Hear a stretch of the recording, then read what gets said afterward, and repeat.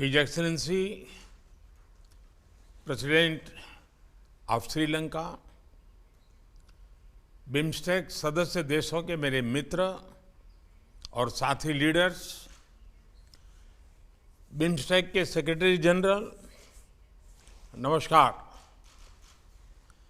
आज 5वीं BIMSTEC summit में आप सबसे मिलकर मैं बहुत ही प्रसन्न हूं। बिम्स्टेक की स्थापना का यह 25वां वर्ष है, इसलिए आज की समिट को मैं विशेष रूप से महत्वपूर्ण मानता हूं। इस लैंडमार्क समिट के परिणाम बिम्स्टेक के इतिहास में एक स्वर्णिम अध्याय लिखेंगे। एक्सेलेंसीज, पिछले 2 सालों के चुनौतीपूर्ण माहौल में राष्ट्रपति राजपक्ष ने बिम्स्टेक को कुशल नेतृत्व दिया है। सबसे पहले मैं उनका अभिनंदन करता हूं। आज के चुनौतीपूर्ण वैश्विक परिप्रेक्ष्य में से हमारा क्षेत्र भी अछूता नहीं रहा है। हमारी अर्थव्यवस्थाएं, हमारे लोग अभी भी कोविड-19 पैंडेमिक के दुष्प्रभावों को झेल रहे हैं। पिछले कुछ सप्ताहों के यूरोप के डेवलपमेंट्स ने अंतर्राष्ट्रीय व्यवस्था के स्थायित्व पर प्रश्न चिन्ह खड़ा हो गया है। इस संदर्भ में बिम्स्टेक क्षेत्रीय सहयोग को और सक्रिय बनाना महत्वपूर्ण हो गया है। हमारी क्षेत्रीय सुरक्षा को अधिक प्राथमिकता देना भी अनिवार्य हो गया है। एक्सेलेंसीज, आज हमारे बिम्स्टेक चार्टर को एडॉप्ट किया जा रहा है। एक संस्थागत आर्किटेक्चर की ओर हमारे प्रयासों के लिए एक महत्वपूर्ण कदम है। इसके लिए मैं अध्यक्ष महोदय का आभार व्यक्त करता हूं। चार्टर में हमने हर 2 साल में समिट मीटिंग्स और सालाना विदेश मंत्रियों की बैठक का निर्णय लिया है। मैं इसका स्वागत करता हूं। अब हमें अपना ध्यान इस बात पर फोकस करना चाहिए कि इस आर्किटेक्चर को और मजबूत कैसे बनाया जाए। इस संदर्भ में सेक्रेटरी जनरल का सुझाव है कि एक एमिनेंट पर्सन्स ग्रुप का गठन किया जाए जो एक विजन डॉक्यूमेंट तैयार करेगा। मैं इस सुझाव से सहमत हूं। बिम्स्टेक हमारी अपेक्षाओं को पूरा करे, इसके लिए सचिवालय की क्षमता को बढ़ाना भी महत्वपूर्ण है। मेरा सुझाव है कि सेक्रेटरी जनरल पर इस लक्ष्य की प्राप्ति के लिए एक रोड मैप बनाएं। यह महत्वपूर्ण कार्य समय और अपेक्षा के अनुरूप पूरा हो। इसके लिए भारत सचिवालय के ऑपरेशनल बजट को बढ़ाने के लिए $1 मिलियन की वित्तीय सहायता देगा। एक्सेलेंसीज, हमारे आपसी व्यापार को बढ़ाने के लिए बिम्स्टेक एफटीए के प्रस्ताव पर शीघ्र प्रगति करना आवश्यक है। हमें अपने देश के उद्यमियों और स्टार्टअप्स के बीच आदान प्रदान भी बढ़ाना चाहिए। इसी के साथ हमें ट्रेड फैसिलिटेशन के क्षेत्र में इंटरनेशनल नॉर्म्स को अपनाने का भी प्रयत्न करना चाहिए। इससे इंट्रा बिम्स्टेक ट्रेड और इकोनॉमिक इंटीग्रेशन को बढ़ावा मिलेगा। इस संदर्भ में Indian council for research on international economic relations ADB के साथ मिलकर हमारे अधिकारियों की जागरूकता बढ़ाने के लिए एक कार्यक्रम शुरू करने वाला है। मैं आशा करता हूं कि सभी देश के संबंधित अधिकारी इसमें नियमित रूप से शामिल होंगे।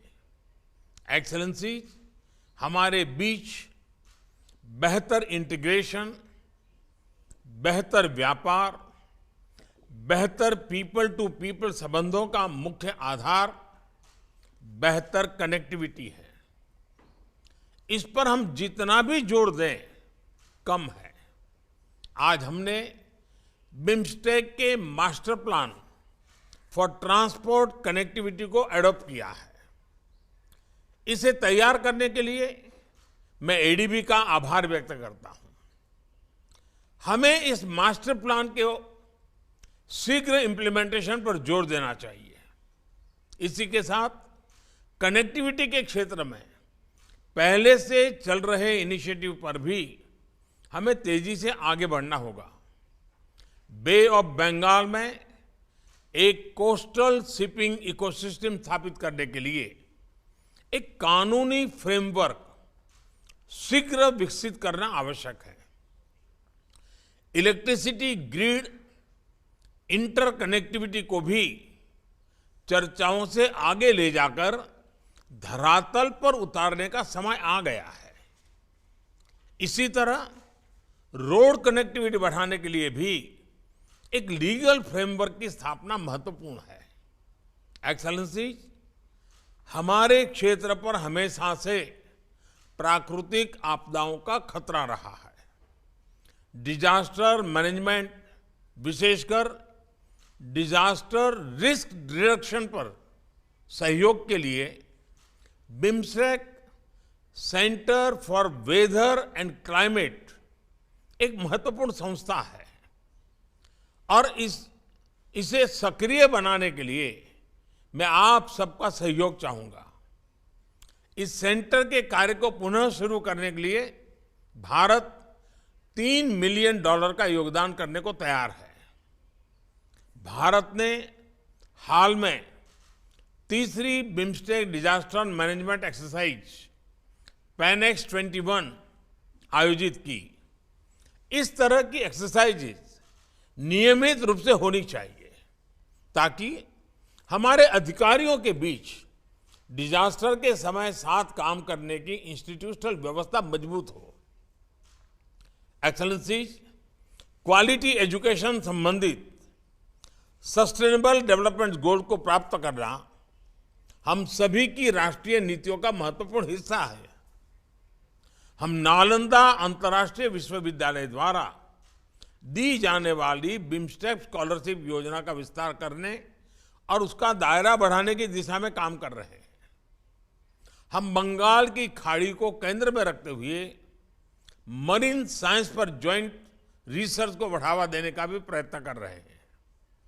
कृषि क्षेत्र सभी बिम्स्टेक देशों की अर्थव्यवस्था का आधार है। हमारे बीच वैल्यू एडेड कृषि प्रोडक्ट्स की रीजनल वैल्यू चेन बनाने की अच्छी संभावनाएं हैं। इसके लिए हमने भारत के एक संस्थान RIS को व्यापक अध्ययन करने का कार्य दिया है। एक्सेलेंसी, सुरक्षा के बिना हमारे क्षेत्र की समृद्धि या विकास सुनिश्चित करना असंभव है। काठमांडू में हमारी चौथी समिट में हमने आतंकवाद, ट्रांसनेशनल क्राइम और नॉन ट्रेडिशनल थ्रेट्स के खिलाफ क्षेत्रीय कानूनी ढांचे को सुदृढ़ करने का निर्णय लिया था। हमने अपनी लॉ एनफोर्समेंट एजेंसीज के बीच सहयोग बढ़ाने का भी फैसला किया था। मुझे खुशी है कि हमारा कन्वेंशन टू कॉम्बैट टेररिज्म पिछले साल से सक्रिय हो गया है। आज की समिट के दौरान हमारे बीच mutual legal assistance treaty on criminal matters पर भी हस्ताक्षर हो रहे हैं। इसी तरह के अन्य इंस्ट्रूमेंट्स पर भी हमें तेजी से आगे बढ़ना चाहिए ताकि हमारी कानूनी व्यवस्थाओं के बीच बेहतर समन्वय बन सके। आज हमारे डिप्लोमेटिक ट्रेनिंग इंस्टीट्यूट्स के बीच सहयोग के लिए एक समझौते पर हस्ताक्षर हो रहे हैं। ऐसा ही एग्रीमेंट हम अपने लॉ एनफोर्समेंट ट्रेनिंग इंस्टीट्यूट्स के बीच भी कर सकते हैं। भारत की फॉरेंसिक साइंस यूनिवर्सिटी अपनी फील्ड में एक यूनिक वर्ल्ड क्लास संस्था है। हम इसमें बिम्स्टेक देशों के पुलिस और फॉरेंसिक ऑफिसर्स के लिए कैपेसिटी बिल्डिंग की व्यवस्था भी कर सकते हैं। एक्सेलेंसीज, आज जब हमारा क्षेत्र स्वास्थ्य और इकोनॉमिक सिक्योरिटी की चुनौतियों का सामना कर रहा है, हमारे बीच एकजुटता और सहयोग समय की मांग है। आज समय है बे ऑफ बंगाल को bridge of connectivity, bridge of prosperity, bridge of security बनाने का। मैं आप सबका आह्वान करता हूं कि 1997 में जिन लक्ष्यों के लिए हमने साथ साथ चलने का निर्णय लिया था, उनकी प्राप्ति के लिए हम एक नए जोश, नई ऊर्जा के साथ फिर से अपने आप को समर्पित करें। प्रधानमंत्री प्रयुक्त चान-ओछा बिम्स्टेक के अगले अध्यक्ष के रूप में मैं थाईलैंड का स्वागत करता हूं और शुभकामनाएं देता हूं। आप सबका बहुत बहुत धन्यवाद।